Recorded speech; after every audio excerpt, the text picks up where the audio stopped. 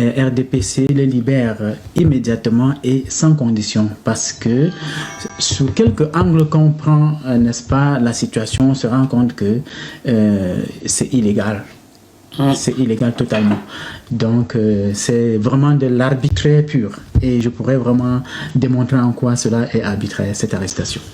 Vous le dites, chers téléspectateurs, je parle à tout le monde car après votre discours que j'ai diffusé la semaine dernière et l'émission avec la brigade anti-sardinard, qui n'est pas liée à vous d'après ce que tous me disent, j'ai reçu quelques coups de fil des membres du RDPC me fustigeant de ne pas vous faire du rentre dedans.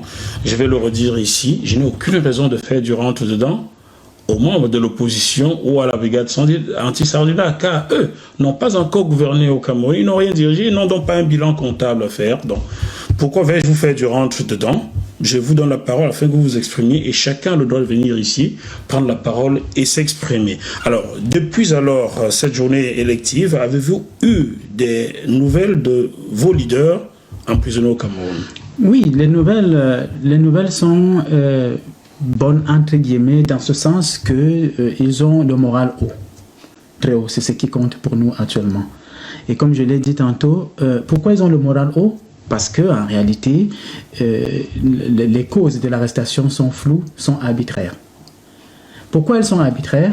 Parce que en droit il y a ce qu'on appelle la hiérarchie des normes juridiques. Qui signifie? La hiérarchie des normes juridiques, c'est quoi? C'est que il y a des normes supérieures, des lois supérieures et des lois inférieures.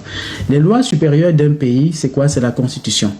Ensuite, vient l'ensemble des lois adoptées par l'Assemblée nationale. Donc, dans la hiérarchie des normes juridiques, après la Constitution, il y a des lois de l'Assemblée nationale. Et après les lois de l'Assemblée nationale, il y a les décrets présidentiels et les arrêtés préfectoraux. Alors, la marche pacifique du 26 janvier correspondait à l'esprit de la Constitution, parce que la Constitution prévoit la manifestation publique et libre des opinions. Par conséquent, en tant que loi supérieure, aucun décret qui représente naturellement une loi inférieure ne peut venir empêcher la manifestation, parce que la loi stipule que en cas de conflit entre un décret ou un arrêté préfectoral et une loi supérieure, c'est la loi supérieure qui prime. Et on abroge la loi inférieure. Ce qui veut dire que quand les manifestations vont faire une déclaration à la préfecture pour marcher, ce n'est pas nécessairement pour attendre que le préfet ou le sous-préfet accepte ou refuse qu'il marche. Car la Constitution... Puisque la Constitution prévoit déjà cela, et le décret du préfet, l'arrêté du préfet est inférieur à la Constitution.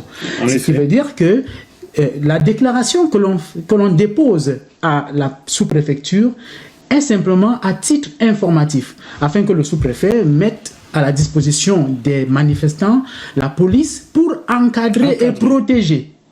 C'est cette police qui tire sur les gens. Et maintenant, on se rend compte que la police, au lieu d'encadrer, comme la Constitution le dit, se permet de tirer et de brutaliser. Alors à ce moment, il y a entrave à la loi. Donc nous sommes là devant une affaire où le régime, n'est-ce pas, entre en conflit avec le MRC qui est un parti d'opposition, mais qui n'a pas vraiment raison. C'est plutôt le régime qui porte atteinte à la loi. J'entends des gens, des membres d'une certaine opposition, je vais en citer un ici car je le connais, il est venu en émission chez moi déjà, Abel Elimbi Lobé, qui tient des propos qui m'effarent un peu au vu de ce que vous me dites. Pour monsieur Abel Elimbi Lobé, puisque la marche était interdite, il ne fallait pas la faire. Non, la marche, comme je l'ai dit tantôt, le décret ou alors l'arrêté préfectoral est une norme inférieure sur le plan du droit et ne peut en aucun cas remplacer la norme supérieure qui est inscrite dans la Constitution. On peut même aller beaucoup plus loin. À l'échelle internationale, lorsqu'un pays ratifie une convention internationale, cette convention-là devient la norme supérieure par rapport à la Constitution du pays. Ça veut dire quoi? Ça veut dire que si le Cameroun a ratifié la Déclaration universelle des droits de l'homme et que cette Déclaration des droits de l'homme indique ou bien permet à une population, à un peuple, n'est-ce pas, de manifester librement ses opinions, en empêchant le peuple à le faire, elle contre le pays, l'État en question rentre en contradiction avec une charte qu'il a ratifiée à l'international. Tout à fait. Qu'est-ce que cela veut dire? Cela veut dire que, sous quelque angle que l'on prend la situation, au niveau de la Constitution camerounaise, le MRC a eu raison de marcher. Au niveau de la Déclaration universelle des droits de l'homme, il a eu raison de marcher. Au niveau de la charte de l'OADA, qui est la charte africaine, que le Cameroun a également ratifiée, le MRC a également eu raison. Donc, comme je l'ai dit, voilà la hiérarchie des normes juridiques. Mais comment expliquez-vous le fait que les autorités camerounaises oublient d'avoir ratifié toutes ces conventions-là et mettent aux arrêts vos leaders et leurs partisans? Voilà, c'est ce que je dis. Il n'y a rien à expliquer là. Parce qu'en réalité, regardez par exemple ce qui se passe ailleurs.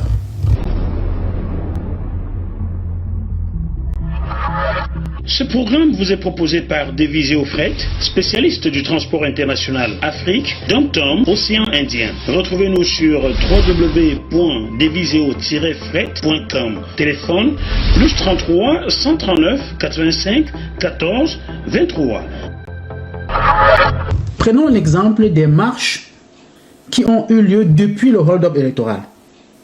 Les marches qui ont eu lieu à l'extérieur du Cameroun.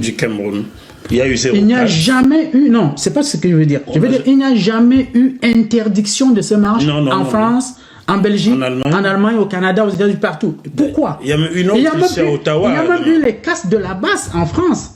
Mais cela n'a pas empêché que les Camerounais continuent à marcher. Le gouvernement français n'a pas interdit les marches des Camerounais après la descente de la basse à l'ambassade. Non. Pourquoi? Parce que la marche pacifique pour l'expression des opinions est inscrite dans la Constitution française.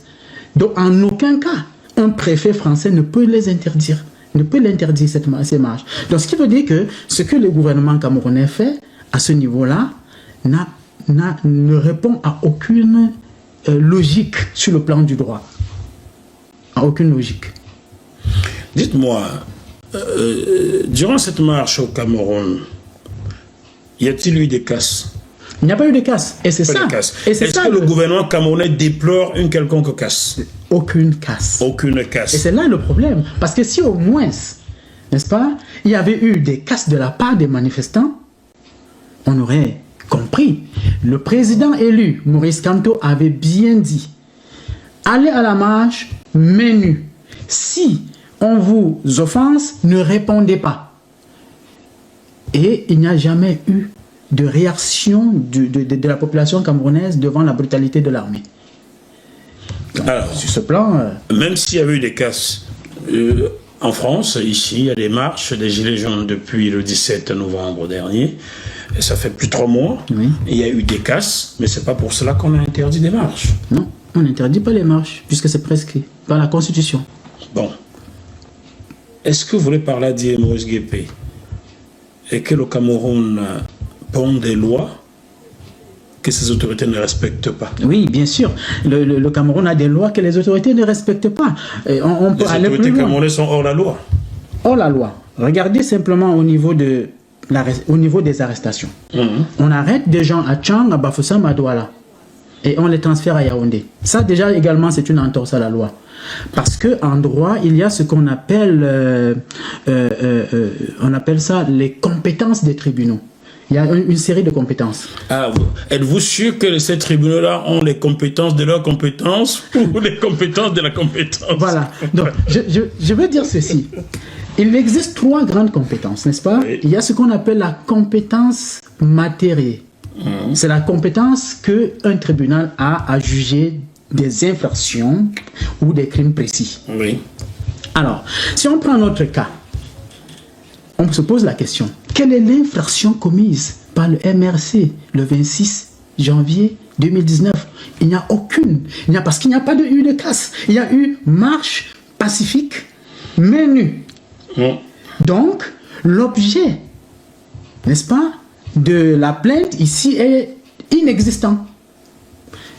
Par conséquent, aucun tribunal ne peut juger de l'affaire. De deux, il y a ce qu'on appelle la compétence rationnelle LOCI, c'est-à-dire La compétence territoriale d'un tribunal, c'est-à-dire un tribunal, a la compétence de juger des infractions commises. Rassure-moi, y a-t-il un tribunal à Bafoussam? Il y a des tribunaux. Y en a-t-il à Bouddha? À Bouddha, il y en a. À Douala? À Douala, il y en a. Pourquoi? Ce qui veut dire qu'on n'aurait jamais déporté les gens, parce que les tribunaux dans ces différentes régions ou dans ces différentes villes ont cette compétence territoriale de les juger. Il y a donc déjà là, à partir de là, je ne suis pas un homme de droit, hein, le peu que je sais me fait dire qu'il y a déjà vice de procédure. Bien entendu. On doit donc les relaxer tout de suite. Il y a vice de procédure. C'est tout. Et il y a une autre compétence des tribunaux qui est la compétence, on appelle ça rationi persona, c'est-à-dire que les personnes. Il y a des tribunaux qui ne jugent que les adolescents, des tribunaux qui ne jugent que les affaires de famille, ainsi de suite. Des tribunaux qui ne jugent que les criminels. Oui. Bon, voilà, on déporte le président élu du Cameroun, Maurice Kamto, et on l'amène au tribunal militaire. Il se dit qu'il aurait refusé d'être jugé par un tribunal militaire. Est-ce vrai ou faux? Il n'a même pas besoin de refuser d'être jugé. On doit simplement dire le droit. Est-ce qu'un civil doit être jugé dans un tribunal militaire? À une seule condition, à condition que lors de ces manifestations, lors de sa marche, il soit armé. Parce que la loi, le code civil camerounais dit qu'une manifestation devient une insurrection ou une rébellion si les manifestants sont armés. À ce moment, on peut les juger au tribunal militaire. Mais il se trouve que ce n'est pas le cas. C'est devenu la mode dans votre pays. Ma consoeur Mimi Mefo a été présentée à un tribunal militaire. Mon petit jeune confrère Michel Bimton, c'était un tribunal militaire. Maintenant, Maurice Kamto, Alben Zonga, Penda Ekoka, Paul-Éric Ngué et tous les autres, tribunal militaire. Mais c'est devenu mode chez vous. Non, ça ne correspond pas à l'esprit du droit. Ça ne correspond pas à l'esprit du droit. C'est pour toutes ces raisons que nous demandons la libération immédiate et inconditionnelle. Dernière partie de cette émission, Dr Maurice Nguépé. Aujourd'hui, le MRC aurait constitué Maître Éric Dupond-Moretti, qui est l'un des meilleurs pénalistes, avocats pénalistes de France. Dans ce dossier, Maurice Kamto et ses partisans. Avez-vous eu cette information-là? Oui, j'ai eu vent de cette information aujourd'hui même. Oui. Parfois, connaissant le rôle un peu flou que joue mon pays, la France, dans les affaires politiques de mon ancien pays, le Cameroun, j'aimerais bien retrouver le passeport camerounais aussi, hein, parce que Samuel Eto'o, mon jeune frère, a 2 passeports, je ne comprends pas pourquoi je n'ai qu'un seul. Est-ce qu'il n'y a pas à craindre que les choses soient faussées, que je n'accuse pas Maître Dupond-Moretti, c'est un excellent avocat pour qui j'ai beaucoup d'admiration, mais peut-il vraiment aller contre les intérêts de son pays dans le Cameroun? Car on a l'impression que c'est ce qui se joue en ce moment, non? Oui, on parle des intérêts. On parle du fait que si la France soutient Paul Biya, c'est en raison de la présence d'une foule d'intérêts. Mais Paul Biya n'est pas éternel. Et de deux, le fait que le président élu, Maurice Kamto, demande la reconnaissance de la victoire n'implique pas directement la fin des intérêts français. Je pense que c'est mal comprendre le projet de société du MRC que de penser que une fois investi, le MRC et son président mettraient fin aux intérêts français. Non. Monsieur Kamto l'a dit sur mon plateau. Jamais. Il s'appuierait déjà sur ce qu'il a dans les mains, car si tout ce qui était dérobé au Cameroun au quotidien était investi pour les Camerounais, on n'aurait même peut-être pas besoin de regarder ce que font les Français. Voilà ce qu'il a dit sur mon plateau le 21 mai 2018. Vous pouvez retrouver cette interview sur gmtvplus.com. Voilà. Dans la vision politique du MRC, il est question d'utiliser les fonds qui sont disponibles à bon escient. Or, il se trouve qu'aujourd'hui, on assiste à des détournements massifs, n'est-ce pas, des fonds publics, lesquels pouvaient permettre, n'est-ce pas, de développer le pays. Donc, on n'a même pas besoin de regarder ce que les Français font de leurs affaires économiques pour se développer. Non. Nous savons comment construire ce pays.